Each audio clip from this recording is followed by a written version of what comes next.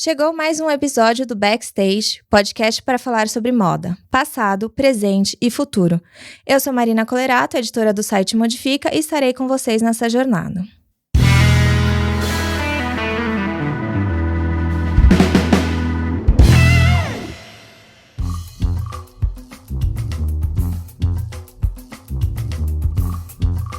Esse episódio do Backstage é oferecido pela Pretty New, e-commerce dedicado à compra e venda de produtos de luxo seminovos 100% autênticos de forma rápida, simples e segura. A Pretty New incentiva o desapego, o reuso e planta sementes sobre novas formas de consumo.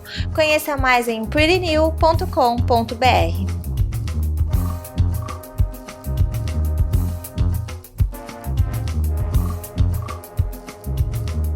Estamos em mais um Backstage e dessa vez quem está com a gente é a Celina Issa, da Catarina Mina. Talvez alguns ouvintes conheçam a Celina ou conheçam a Catarina, enfim, é uma marca já bastante conhecida. Bom, a gente está gravando no meio do lockdown do Ceará, aqui em São Paulo também a gente está numa situação bastante difícil, então Celina e eu estamos em casa. Se vocês ouvirem barulhos ou alguma coisa assim, perdoem, porque a gente não está naquele ambiente profissional de estúdio como a gente costuma estar. Celina, primeiro, obrigada por aceitar conversar com a gente. Eu sei que as marcas e as empresas e os projetos estão, enfim, super lotados de coisas para fazer e resolver nesse momento, que pegou todo mundo de calça curta, né? A gente não esperava. Então, muito obrigada mesmo por estar aqui, por topar essa conversa.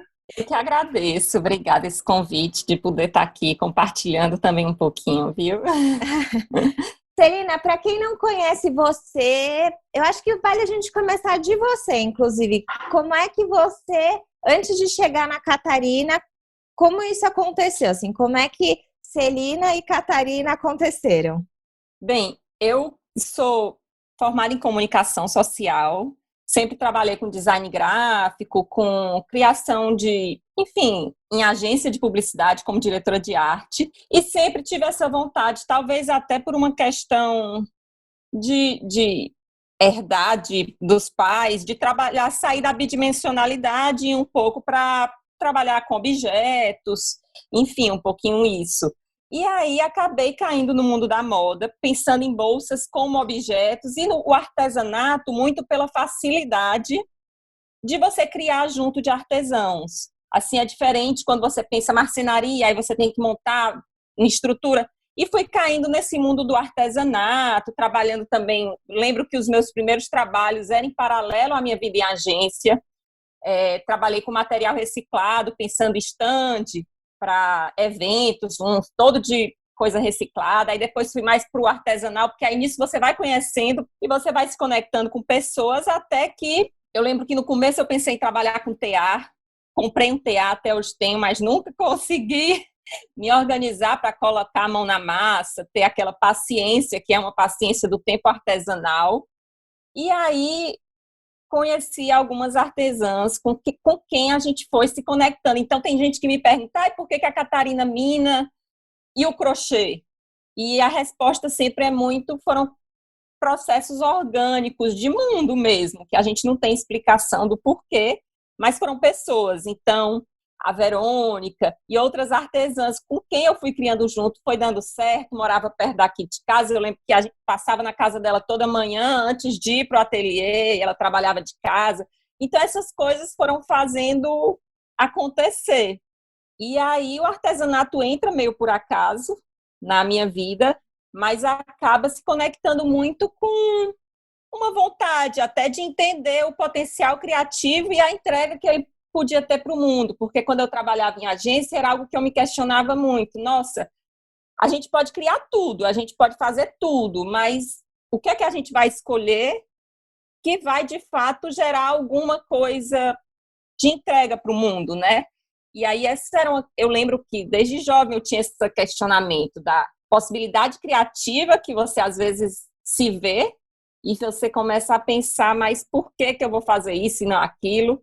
E aí foi junto com as artesãs que eu fui descobrindo, junto com o artesanato e com a Catarina Mina, que ela entra por acaso na minha vida como um hobby, mas que depois eu acabo saindo de agência e assumindo isso como negócio. Quanto tempo tem a Catarina? Já tem uma década? Tem, a marca, ela começa em 2005. O CNPJ da empresa começa em 2010. Então, durante 5 anos, ela foi algo em paralelo com o meu trabalho em agência, com outras coisas. E aí, em 2010, a gente abre o CNPJ e opta por se focar totalmente ali. E o nome, como surgiu? O nome foi assim. Na época, eu trabalhava em agência e ele surge meio por acaso. A gente queria um nome do Nordeste, com inspiração com as questões daqui. E Catarina Mina era uma escrava negra do Maranhão, que acabou comprando alforria, virou uma grande comerciante da região. Lá no Maranhão tem o Beco Catarina Mina. Eu sou de Fortaleza, mas a gente acaba se inspirando na Catarina Mina, que Mina, inclusive, é um apelido dela, ela tinha outro sobrenome, e aí isso vira uma inspiração. Na época, eu lembro que eu tinha 20 e poucos anos, não me recordo direito, eu fiz até uma pesquisa com vários nomes e mandei para amigos, pesquisa publicitária, bem conectada com o que eu fazia. E aí, muitas pessoas escolheram esse nome mesmo sem saber todo o significado. E acabou ficando. E foi o nome. Eu acho que tem, não sei, reflete um pouco, né, todos os conceitos da marca, assim.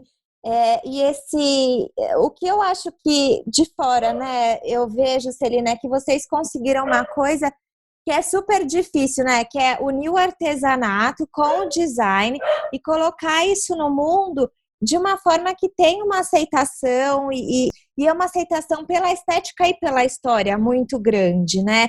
Mas eu imagino que tenha tido alguns desafios neste processo aí, porque a gente sabe que muita gente tenta fazer essa união de pontes e nem sempre funciona, né? O que você acha que foi, talvez, ou a questão crucial? Porque, assim, eu vejo que você falou, você dá publicidade, né? Então, você também está de um universo que, assim, pelo menos academicamente, não é o universo do design, mas pode ser que seus pais, sua avó, sua tia, alguém tinha esse contato que, né? Como é que foi essa união de mundos que deu tão certo nesse sentido? Assim, tem essa aceitação, essa estética, essa narrativa que agrada tanta gente. Eu sempre quis fazer design de produto, mas não tinha essa faculdade aqui em Fortaleza. E aí eu acabei fazendo publicidade e indo para o caminho da direção de arte. Meus pais são arquitetos e nisso tem um olhar muito, muito forte para a questão da tridimensionalidade, do produto. E eu acho que tem um pouco dessa vivência mesmo. E, por outro lado, eu acho que um dos grandes diferenciais da Catarina Mina, ele está também na comunicação, na forma como ele conseguiu. Tem o desafio do design, tem o desafio também de como é que você comunica tudo isso, como é que você é transparente, mas ao mesmo tempo chega a quem quer consumir aquele produto. Então, eu acho que foi um pouco isso. Tem muito de intuitivo e também tem muito de persistência, porque eu lembro que de 2010 a 2015 foi um pouco descobrindo caminhos. A gente tinha marca, mas a gente fazia private label, fez private label para Oscar, para Água de Coco, para grandes marcas. E foi aí também que eu fui vivenciando várias coisas, de descobrir realmente o que a Catarina Mina é hoje. Porque aí eu fui entendendo, mas eu quero trabalhar com artesanato, mas não dessa forma. A gente precisa trabalhar a longo prazo com os grupos. Para eu trabalhar a longo prazo, não é trabalhando uma tipologia quando ela está na moda.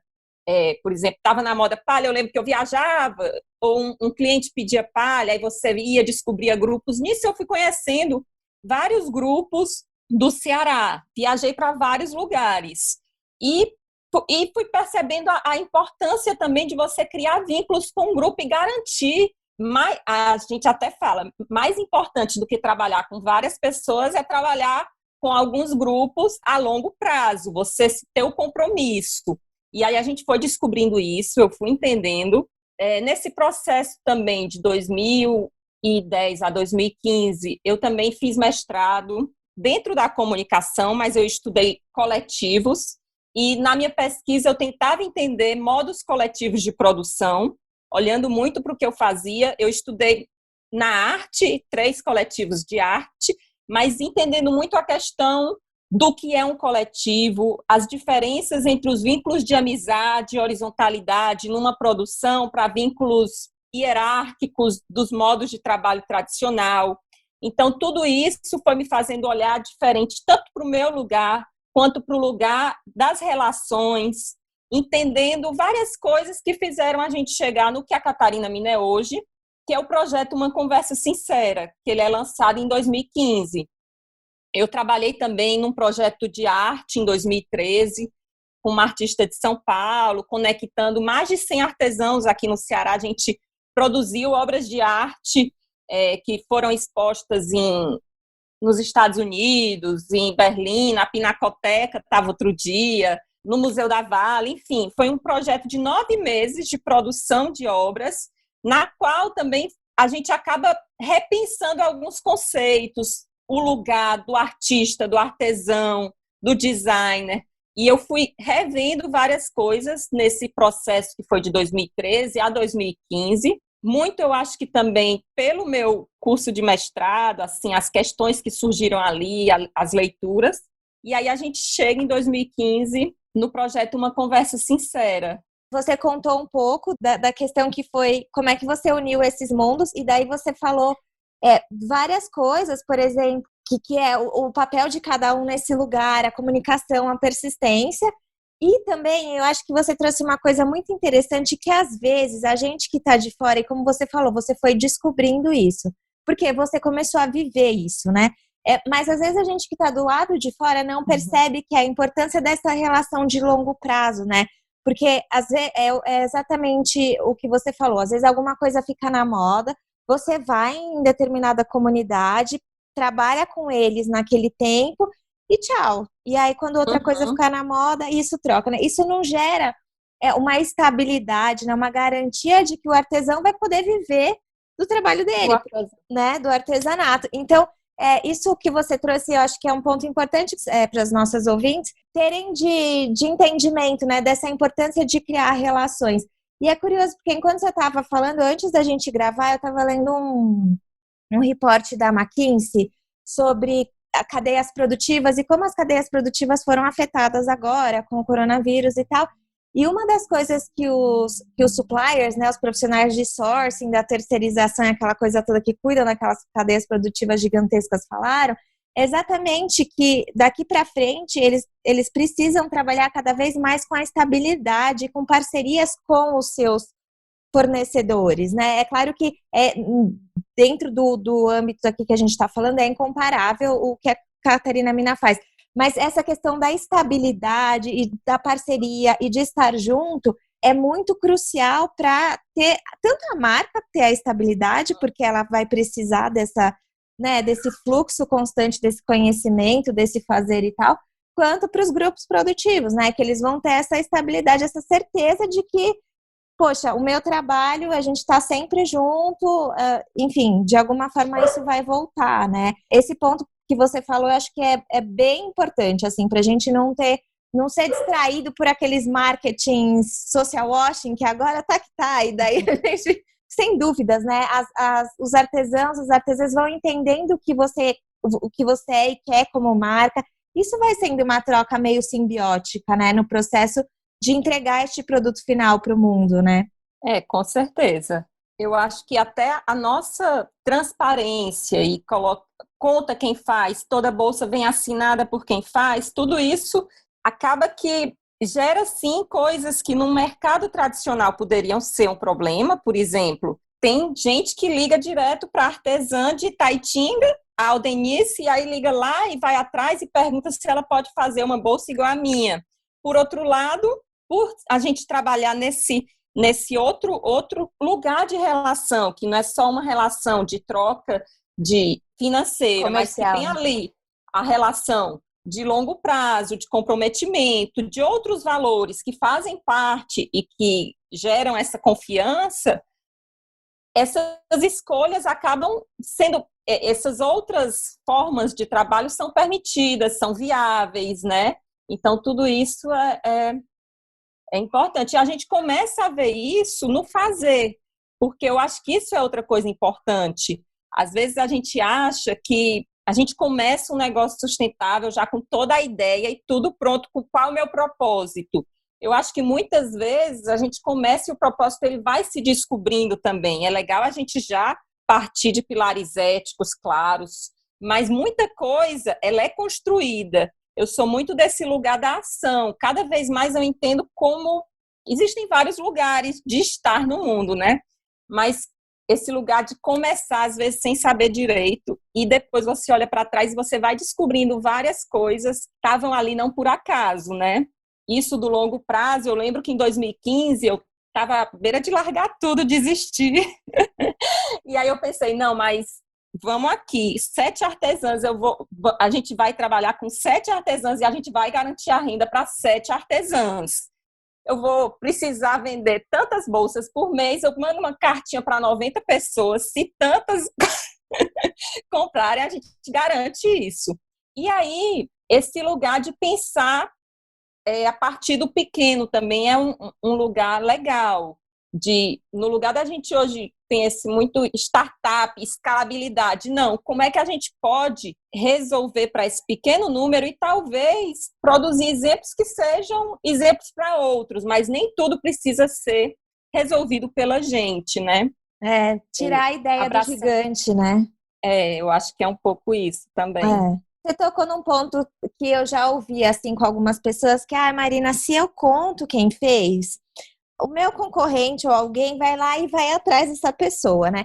Essa foi, bom, você acabou de dar um exemplo de que acontece com você, e aí eu queria 2 coisas. Primeiro, você falar, isso é muito frequente, porque eu acho que isso é muito importante também para a gente ver a ética do mercado, né? A gente, às vezes, exige algum tipo de coisa das marcas, dos projetos, enfim, mas por trás tem muita coisa acontecendo aí que às vezes a gente não faz nem ideia. Então, como é que foi para você lidar com isso? Eu não sei, imagino que as artesãs até esperavam, não esperavam, mas também já tem uma relação que perpassa essa coisa comercial e passa a ser uma relação até de amizade e confiança e tudo mais.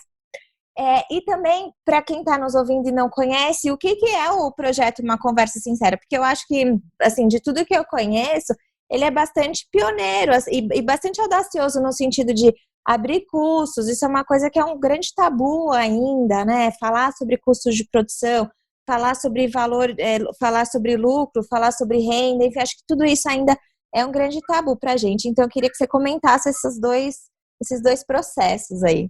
Eu vou começar, então, pelo primeiro. Sim, com certeza isso acontece, é muito frequente, acontece com praticamente todos os artesãos que a gente trabalha, sabe? O mercado, ele é realmente muito difícil nesse sentido. Eu acredito muito que se você estabelece uma relação de conversa e de confiança com seu parceiro, tudo isso é mais viável, porque aí eu já tive aí o feedback do artesão, ele chega para mim e diz, olha, Celina, a fulana veio aqui, aconteceu isso, mas eu falei que trabalhava só com você nesse produto e tal. E aí a gente vê, às vezes, ele demanda também alguns ajustes nossos. Tudo isso geram coisas e fica tudo na base da conversa, né? Eu até estava conversando com um amigo uma vez e é isso. Eu acho que o mercado está aí e o nosso parceiro, a gente tem que ter a confiança também de que se a gente não for a melhor opção, ele pode também estar escolhendo uma outra melhor, né? Então, é ter essa consciência também do nosso lugar, de que a gente não pode ser esse lugar de blindar para favorecer a gente, né? Ter todo o cuidado também de explicar que um desenvolvimento de produto leva tempo, que se a gente desenvolveu aquele produto com ele, a gente teve nossas horas, nossos gastos dedicados. Então, é muito da confiança de que a conversa vai ser possível e que os dois lados vão estar ali entendendo e se comunicando. Então, a gente parte muito desse lugar Mas é difícil, é um risco.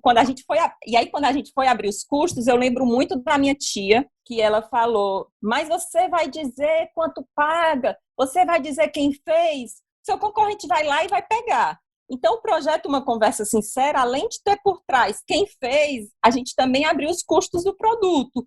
Como é que são os gastos, como é que é a divisão dos nossos percentuais, tudo que tem por trás. E foi bastante ousado, eu lembro que eu quase desisto na primeira semana. Assim, eu disse que ia lançar, e aí eu quase desisto. Mas como eu já tinha dito para um jornalista que eu ia fazer isso numa quinta-feira, eu tive que fazer. Mas a quarta foi um dia, assim, de muito desespero. Porque é algo novo, né? É uma forma nova de fazer. A gente detalhou bastante coisa, então tinha os riscos envolvidos, mas eu acreditava muito que aquilo era necessário para que eu tinha passado 5 anos trabalhando, 10 anos, né? Mas 5 full time, que era 2010 a 2015. E eu pensava, gente, para eu dar continuidade a esse negócio, a gente precisa repensar a nossa relação com o consumidor precisa estar junto. E para o consumidor estar junto, eu preciso conversar. O nome do projeto Uma Conversa Sincera não foi à toa. Porque aí eu, baseada em muitas questões, pensei, o princípio de uma conversa é a transparência. Para a gente abrir esse espaço de parceria junto com o consumidor, eu tenho que abrir totalmente o que é que eu estou fazendo aqui e ser o máximo de transparente possível. Então, foi um passo até radical, assim. A gente foi extremamente transparente nesse quesito, mas a gente estava nessa vontade até de abrir essa discussão, até de que essas questões viessem à tona para que se repensasse o modo de trabalho artesanal, se repensasse o que é que tem por trás de um produto pronto. Eu lembro que 2 anos antes, a gente estava vendo, eu trabalhava com artesão da Monsenhor Tabosa, que fazia sapato, que é uma rua aqui que vendia só moda nacional. E aí toda essa cadeia produtiva aqui tinha acabado. Todo o artesão que antes tinha 30 funcionários estava sozinho, um velhinho, e eu aprendendo com ele. E você vê toda uma cadeia se desfazendo e técnicas que morrem, que você não consegue resgatar. E você para pensar tudo isso porque as pessoas começaram a comprar da China, começaram a terceirizar para outros lugares por uma questão meramente de custo, onde é que é mais barato, sem pensar que o consumo também é uma forma de incentivar toda uma cadeia produtiva por trás. E aí, a partir desse exemplo, eu começo a olhar para o artesanato e começo a entender que não é só sobre artesanato, é muito mais sobre que tipo de vida que tem ali por trás, quais modos produtivos, como é que é muito mais sobre as artesãs e sobre uma economia local do Ceará, que eu estava próxima, que eu acreditava que a gente precisava olhar para ela de uma outra forma. E aí o projeto Uma Conversa Sincera foi um pouco isso. E quais foram, assim, os primeiros feedbacks, até das pessoas que já conheciam a Catarina e compravam os produtos, ou que não, mas que namoravam de alguma forma? O que você recebeu de mais questionamento, ou dúvida, ou até mesmo, enfim, elogio? Como é que foi a reação das pessoas, assim, do seu público? A gente teve reações basicamente todas positivas. A Catarina Mina, em 2 anos, passa de 7, que eram as 7 que eu queria, para 35 artesãs. Então, a gente quintuplica. Artesãs com renda fixa, que a gente consegue ali estar mantendo a frequência de produção. A gente teve esse crescimento muito rápido, muito pelo abraço que teve de várias pessoas que quiseram apostar, divulgar essa ideia, estar perto. Então, a gente teve muito feedback positivo e basicamente foi só feedback positivo. Ah, que bom. Porque às vezes é curioso, né? Porque a Catarina Mina, para quem não conhece também, tem valores que oscilam, mas eu acho que diria que o ticket médio é o quê? Uns 400, 500 reais, mais ou menos isso, Celina, por aí, né? O nosso ticket médio está em 450. 450. E aí eu acredito que quando você abre, por que vocês chegaram nos 450, né? Uhum. Fica mais esclarecedor, porque realmente às vezes as pessoas não conseguem. Quando a gente não tá ou não acompanha um processo produtivo, não faz muita ideia desta linha, né? pé, meio que o produto ele só aparece ali na prateleira e tá posto. E quando você abre e detalha e diz que tem isso, tem aquilo, tem aquilo, tem aquilo, tem aquilo, a pessoa começa a ver essa dimensão, né? E aí eu fico imaginando, não sei, eu imagino que você deve ter atendido muitos estudantes também, não? Estudantes? Atendi. Muitos estudantes que pesquisam sobre o tema e querem saber mais, porque eu acho que, enfim, hoje eu não consigo pensar em outras pessoas que detalham os custos como vocês fazem. E cada artesã produz um produto do começo ao fim, é mais ou menos isso também, né? Ela é responsável por aquela peça. Na verdade, hoje a gente já trabalha com peças que são produzidas por diferentes grupos, está misturando palha com crochê, aí tem Varia a da madeira, técnica, né?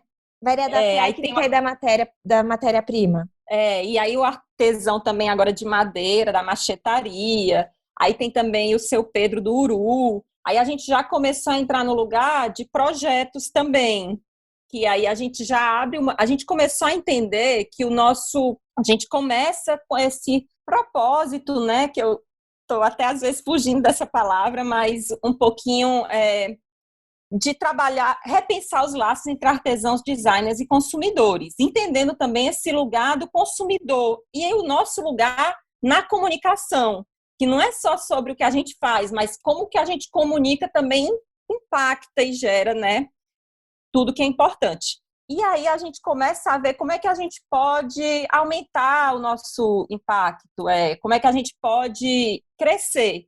Não, comecei a repensar sobre isso e pensar, não, eu não quero ser uma grande desenvolvedora de produtos em vários grupos, colocar todos dentro da Catarina Mina e vender. Não é sobre isso. E aí a gente começa a criar projetos no qual a gente pensa marcas para esse grupo, que é o caso da FIA Oficina, que é o caso do Projeto Ará, o Projeto Olê, que está sendo desenvolvido. A gente pensa nome para grupos, pensando toda uma identidade visual, pensando toda a parte de comunicação, que é o que a gente pode entregar.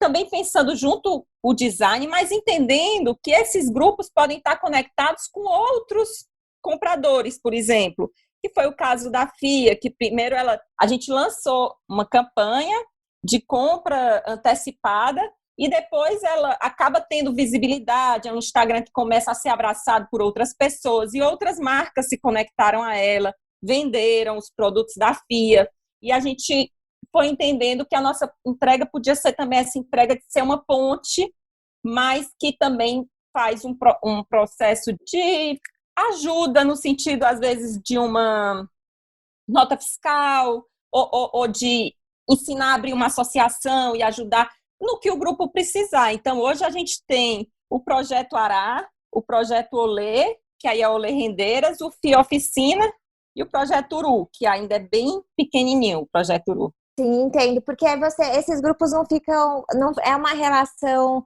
de dependência da Catarina, né? Porque eles acabam criando ali a sua própria identidade, os seus próprios serviços, enfim, e eles podem trabalhar com outras pessoas, outros projetos, outras marcas, para entregar aquela especialidade deles, né? A gente cria Instagram e aí faz todo um processo no começo a gente fica bem perto, então a gente media a comunicação com outros clientes, por exemplo, mas depois ele pode se conectar diretamente. A gente foi pensando isso no processo dos últimos 5 anos. E aí hoje essa é uma frente da Catarina Mina que está bem forte. E ela acontece em parceria, por exemplo, ou em parceria com prefeituras, ou em parceria...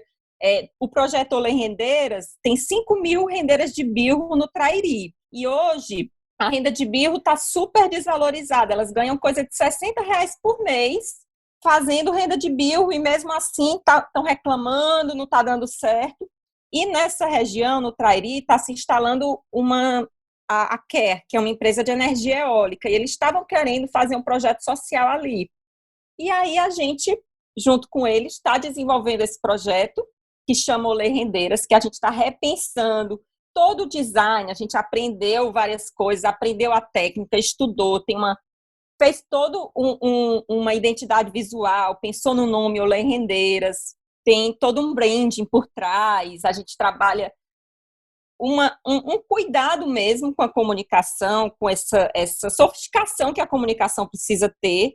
E aí a ideia é lançar esse grupo, e depois esse grupo é um projeto até de 2 anos, que aí no primeiro ano ele tem que estar juntinho da Catarina Mina. No segundo ano, a gente já chama de um junto distante, que aí a gente vai descobrindo líderes e acompanhando. No terceiro ano, a gente pode estar ali só bem distante. E quem sabe depois a gente presta serviço para esse grupo, caso precise ou não. Mas foi uma forma que a gente foi entendendo que a comercialização ela não precisava acontecer necessariamente pela Catarina Mina, mas que os grupos podiam, a gente podia ter líderes nesses grupos que, com uma troca entre a gente, no futuro podiam estar tocando tudo sozinho, entendeu?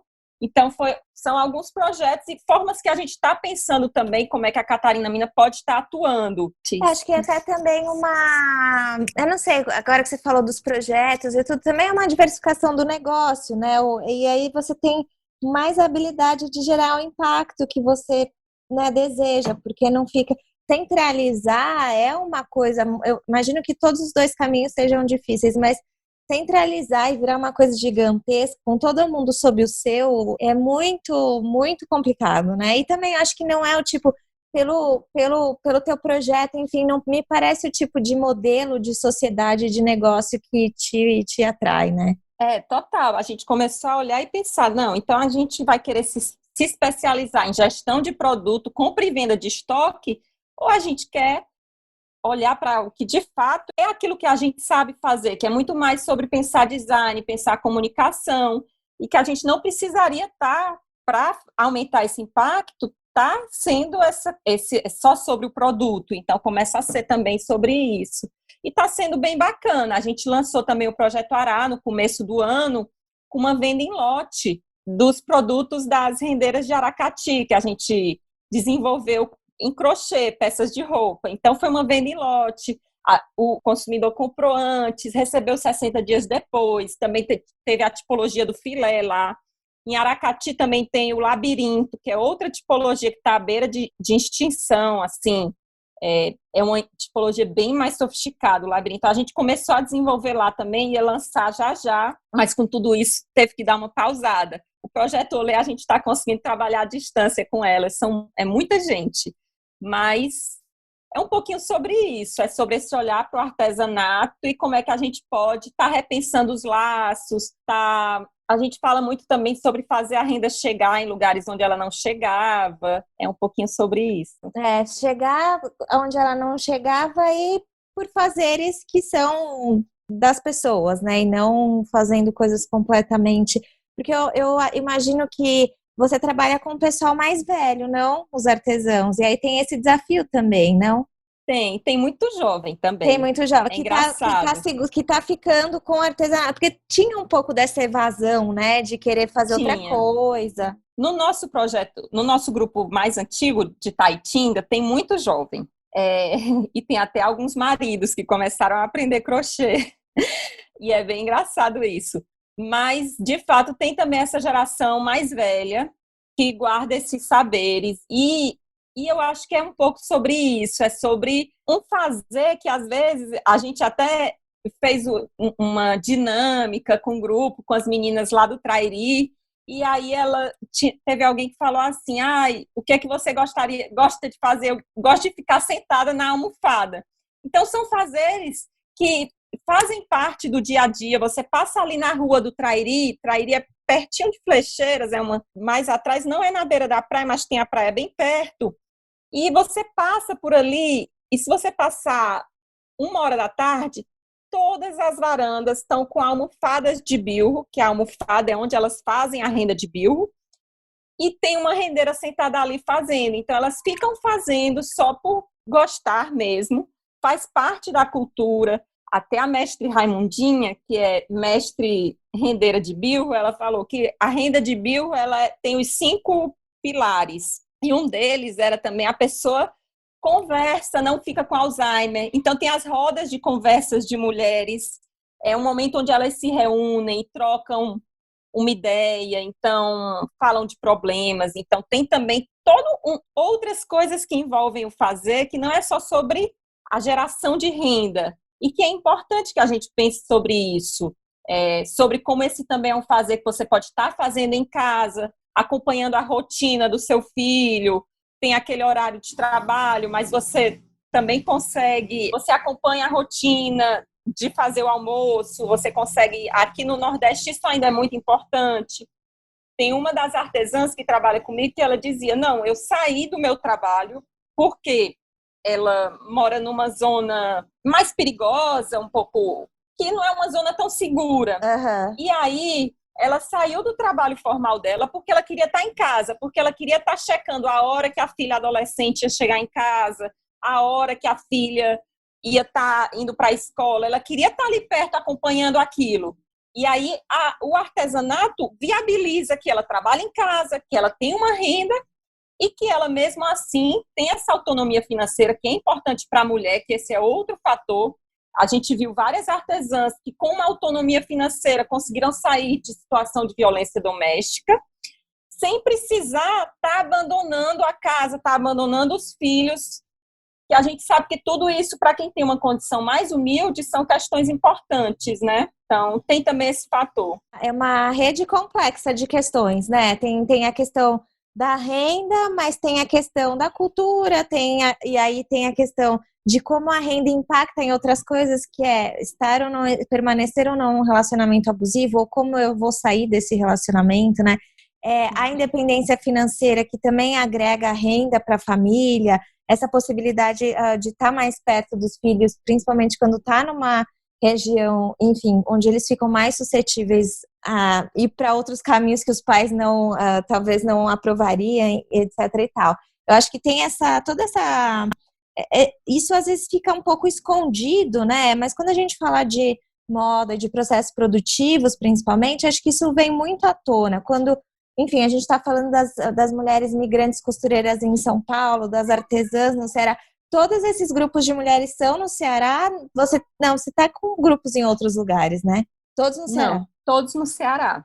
A gente até ficou olhando. No começo eu tinha essa vontade de ir para outros lugares e depois eu parei também e pensei, caramba, aqui o quão é bom esse nosso lugar de também estar aqui no Ceará e poder estar perto, porque o Ceará tem muito polo de artesanato, diferentes saberes, assim, tem o labirinto, tem a renda de birro, tem o filé, tem a palha, tem 3 tipos de palha, a palha mole, a palha do ponto duro e a palha que o seu Pedro faz, que é o uru. São 3 saberes de trançar a palha que grupos diferentes fazem.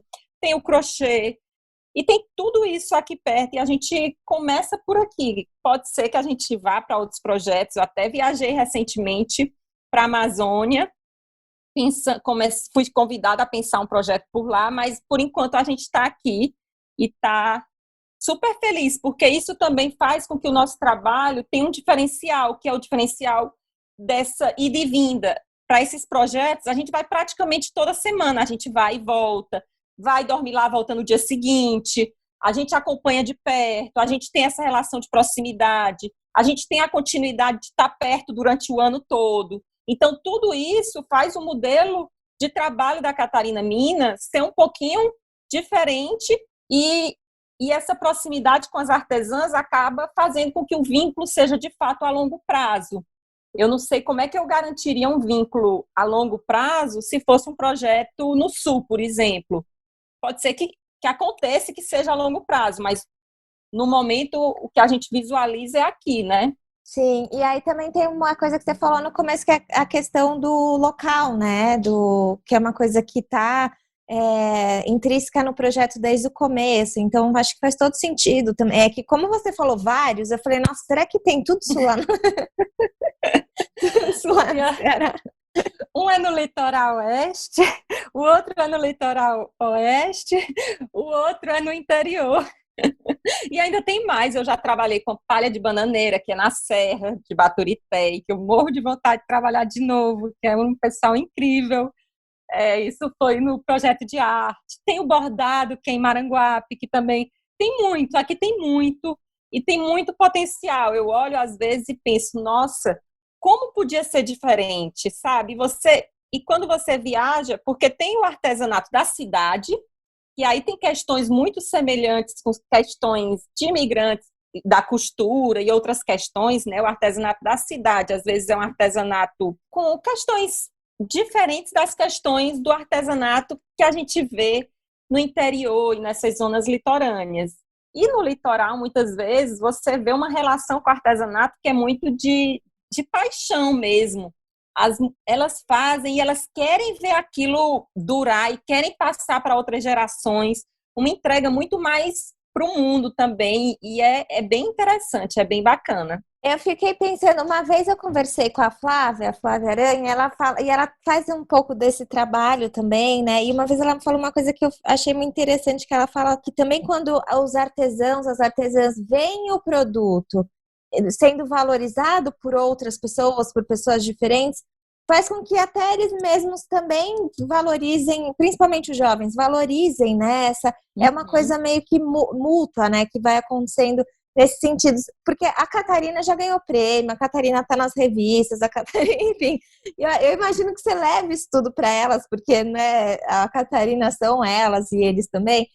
Mas como é que é o feedback dos grupos, assim, nesse sentido? Eu imagino que deve ser, como tem essa questão de paixão pelo fazer e pelo produto, imagino que deve ser muito interessante para eles verem isso ganhando o mundo e saindo, né, em lugares que talvez eles não pensassem ou nem imaginassem. Super, é bem bacana. E no começo do projeto, a gente começou a ouvir algumas falas e o orgulho de dizer, eu sou artesã, que eram coisas que antes não eram ditas com tanta força. E esse grupo, o grupo de Itaitinga, por exemplo, muitas jovens começam a fazer e querem fazer parte muito por essa autoestima que começa a vir junto com a valorização e que anda junto, a valorização financeira, tanto como a valorização de ver o produto, a forma como ele é fotografado, por quem ele é usado, tudo isso vem junto. E eu acho que isso tem uma coisa também importante de reter os jovens. Primeiro, porque você não morre com um saber, né? E segundo, que é isso, né? Você consegue deixar as pessoas em lugares que às vezes elas gostariam de ficar e só não ficam por uma falta de oportunidade de renda ou até mesmo de enxergar aquilo como menos, né? Quando na verdade é uma troca, né? Entre deveria ser pelo menos uma troca entre o campo, o mar, a cidade, isso tudo é envolvido, né, nos fazeres.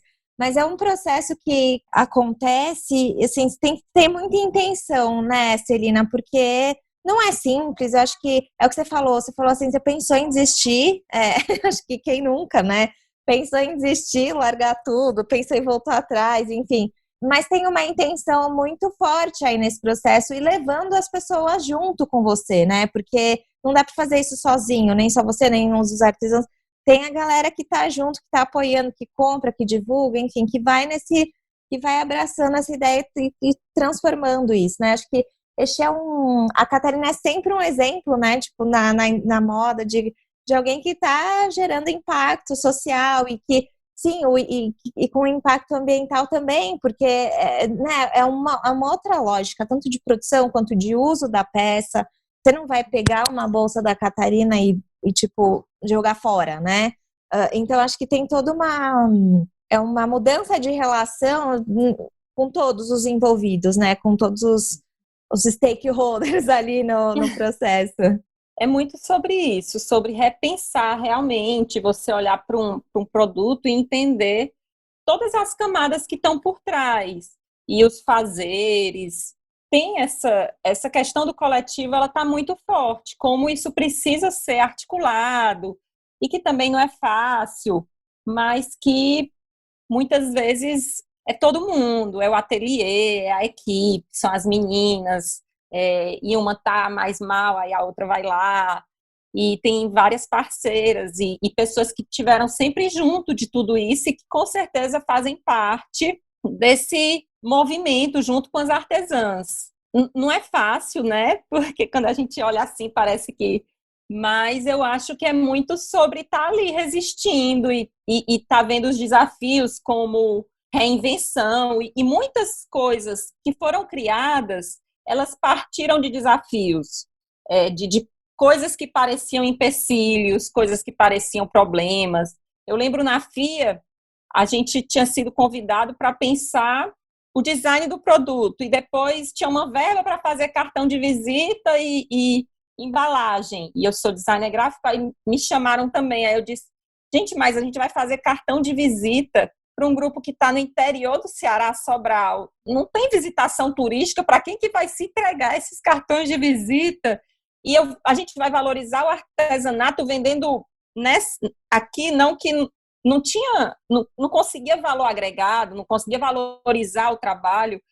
E aí, nisso, a gente começa a pensar numa venda à distância, mas o projeto não tinha verba para compra de estoque, elas não podiam fazer estoque. E aí, daí que veio a nossa primeira ideia de venda em lote, um financiamento coletivo que você comprava antecipado e ia receber para o Natal para dar de presente. Então, eu acho que muitas das coisas são ideias que partem de problemas. Esse foi um exemplo, mas praticamente todas as nossas ideias criativas, elas partem de coisas que podiam ser pontos de parada ou de desistir. Não tem jeito, porque vão ter vários, né? E aí, com esse olhar que você já tinha, por exemplo, vai fazer o cartão para quê? Você vai conseguindo, contornando ou superando e trazendo coisas, outras ideias, outras soluções, né? Porque é o que você falou, é complexo, mas não... nem sei, claro que a gente tem que saber a hora de desistir, né? Mas a gente não pode também, né? Tem uma amiga que a gente tem que saber a hora de desistir, mas também não dá para dizer que é fácil, porque às vezes as pessoas olham de fora e acham que é tudo muito simples e que tudo flui de uma forma mágica e maravilhosa, e não é, né? Acho que é bom também ter essa noção.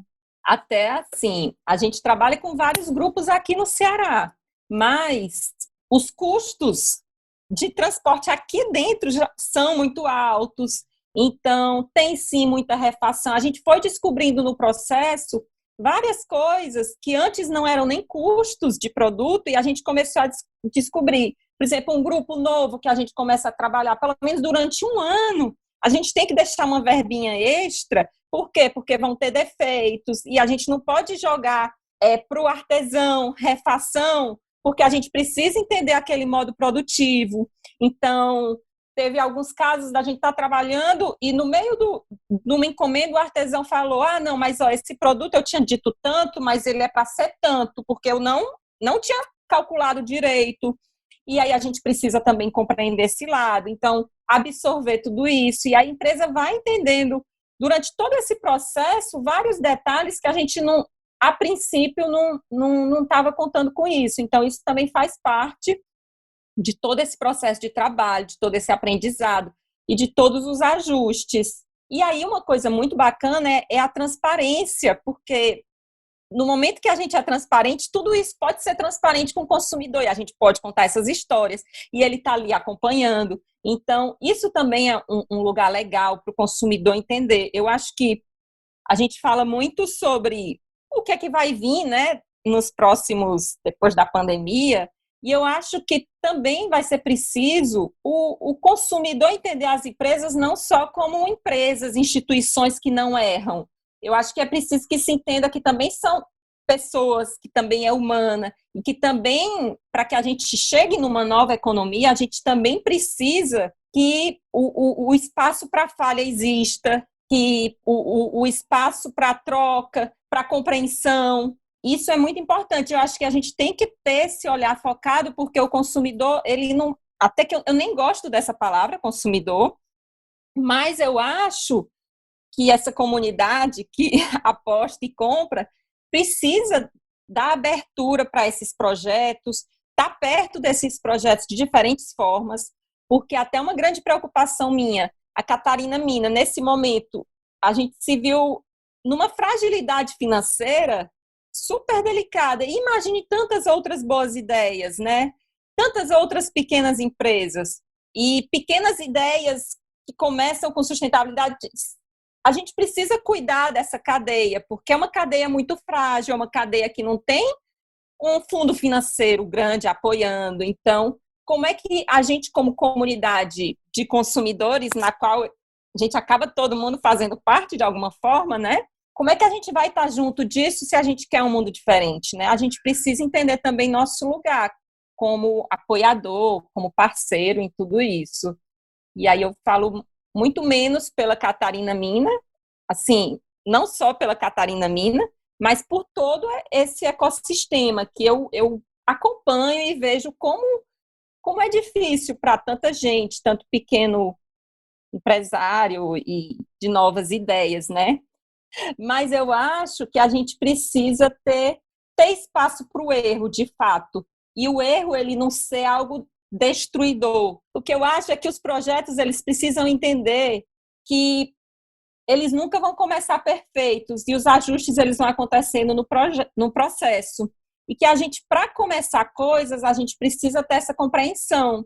Porque se a gente é muito exigente, rígido, a gente, às vezes, não vai descobrindo novos caminhos. E esses agentes que estão aí pensando novas ideias têm que ter consciência disso, tanto para estar fazendo como para estar seguindo. E aí quem está por perto também tem que ter esse espaço de abertura para estar dando feedback, mas feedback construtivo, espaço para que haja conversa.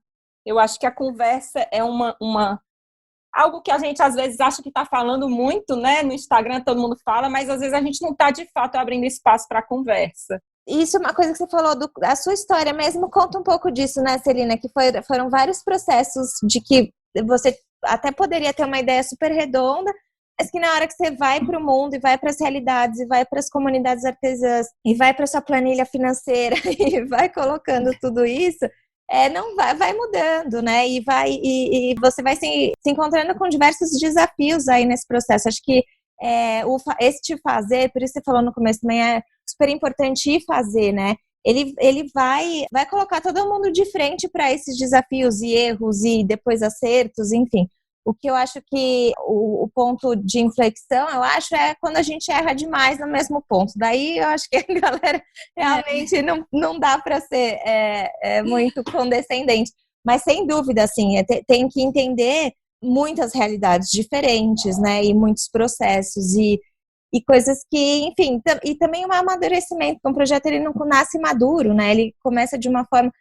Tenho certeza que no começo da Catarina você não imaginou que a questão dos apoios aos grupos produtivos e de fazer deles esses polos, assim, era uma coisa que poderia acontecer, né? Foi uma coisa que você aprendeu no processo, você viu no processo. Então, sem dúvidas, eu acho que eu concordo com você quando você fala que, assim, a comunidade de pessoas que também são consumidores tem que estar próximo, e próximo de várias formas, né? Porque não é só passar o cartão e tá resolvido, né? Acho que você precisa entender qual que é seus múltiplos papéis ali. É no passar o cartão, mas tem tantos outros, né? Então, como é que a gente, perto dos projetos que a gente mais gosta e mais acredita, enfim, a gente soma também, né? Eu acredito que é um pouco disso que você está falando ali nessa tua fala sobre o erro e aceitar, mas a gente vive numa sociedade super difícil de aceitar erros, né? Isso é uma coisa que a gente precisa pensar bastante, ainda mais se a gente está falando de novos modelos de negócio, de novas narrativas, de novas formas de produzir. Inclusive, queria te perguntar uma coisa enquanto a gente vai para o nosso finalzinho. O teu mestrado, ele está publicado em algum lugar para a gente deixar o link para quem se interessou e quiser acessar? Como é que é? Eu posso te mandar. Eu não sei se ele está publicado na universidade. Eu entreguei, ele deve estar na Universidade Federal, né, do Ceará. Ah, é na biblioteca, então, deles. Porque normalmente tem uma biblioteca de teses. Cada universidade tem. Né? Isso. Mas eu vou até procurar. Te mando, sim. Tá, porque eu acho legal a gente deixar, com certeza vão ter estudantes, pesquisadores, enfim, gente que está interessada neste outro modelo, nessas novas possibilidades, que você foi tão a fundo, né, com o teu mestrado. Então, eu vou deixar para as pessoas, se você achar que tudo bem também. Ai, acho ótimo. Inclusive porque, assim, eu sou uma fã da universidade. E tem uma questão que muitas vezes a gente acha que, mas eu quero saber prático. E eu acho que é tudo tão conectado, o pensar e o fazer. E existem caminhos muito, muito que a gente não consegue, às vezes, visualizar num primeiro momento, mas que eles estão ali. E eu entendo totalmente, assim, como é importante para mim a pesquisa teórica, as leituras, que são, inclusive, do campo da filosofia, são do campo da sociologia, que, às vezes, parecem não ter nada a ver com uma bolsa, com o design de uma bolsa, mas que, no fim, está tudo muito conectado. E eu sou, assim, a universidade, para mim, é muito importante. E acho que sempre voltar, reler, repensar, faz parte. A gente só vai, de fato, conseguir novos lugares no mundo se a gente tiver nesse constante pensar e fazer, nesse movimento que não é tão simples, mas que ele é necessário, né? Não é nem só um, nem só outro. Mas eu te mando, sim, vou ver se está publicado ou se eu mando o link. Ah, legal. Porque aí a gente coloca, para quem está ouvindo o podcast, mas no site a gente sempre faz a pauta, então a pessoa pode acessar todos os links que a gente mencionou aqui por lá. E vou deixar também os arrobas, né? Vou deixar o da Catarina Mina, porque lá as pessoas conseguem acessar esses projetos também que você mencionou, imagino eu. Pode ser, mas eu posso também te mandar todos os arrobas. Ah, ótimo, porque daí a gente coloca. O do Olê Rendeiras, quem fez a logomarca foi o Victor César, marido da Lívia Salomone. Ah, sei, da Lívia. Ficou linda. Então ótimo, porque daí a gente coloca tudo lá e as pessoas podem acessar, enfim. E, Celina, tem mais alguma coisa que eu não falei que você queira falar sobre? Você fica à vontade. Nossa saideira aqui. Só agradecer a oportunidade de estar aqui, deixar esse canal aberto também, qualquer coisa que alguém queira saber, perguntar, a gente está por aqui, e obrigada. A gente é super fã do teu trabalho também, das reflexões, a gente lê demais, eu acho que a gente precisa desse olhar, às vezes, mais profundo mesmo sobre o sistema mesmo, e sobre as questões que estão por trás, porque nunca é tão simples, e obrigada. Obrigada, Celina, pelo tempo de novo, por estar com a gente. E a gente... Bom, seguimos, né? Seguimos. Boa sorte pra gente. Se cuida, exato. Né? Então, até o próximo Backstage.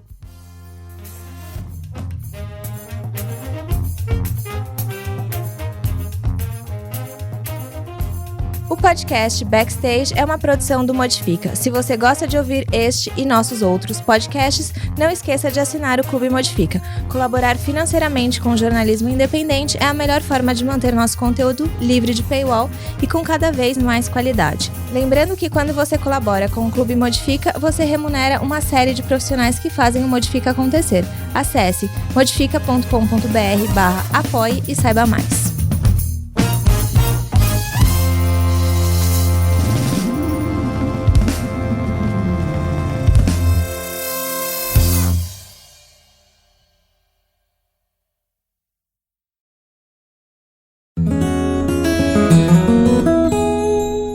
Conheça o Politicamente Incorreto e Ambientalmente Também, nosso podcast mensal sobre política e meio ambiente, sempre com pessoas convidadas debatendo as convergências entre Brasília e sustentabilidade. O Politicamente Incorreto e Ambientalmente Também faz parte do trio de podcasts do site Modifica.